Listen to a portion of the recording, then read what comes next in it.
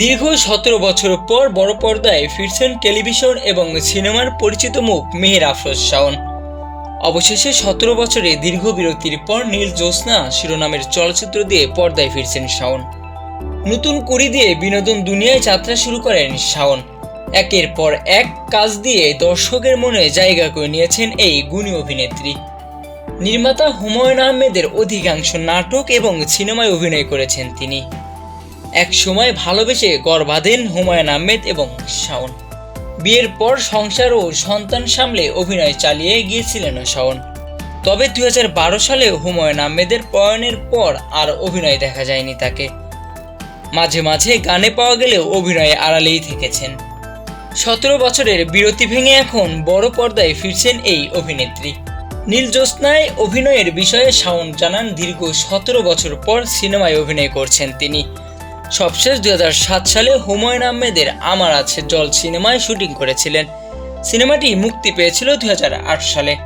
নতুন সিনেমা নিয়ে শাওন আরও বলেন, প্যারাসাইকোলজি বিষয় নিয়ে নির্মিত হচ্ছে নীল জ্যোৎস্না।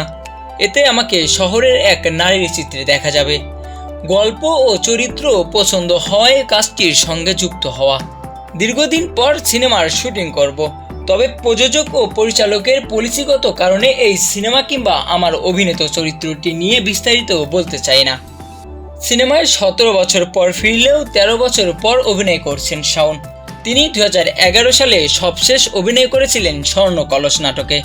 নাটকটির রচনা ও পরিচালনা করেছিলেন হুমায়ূন আহমেদ।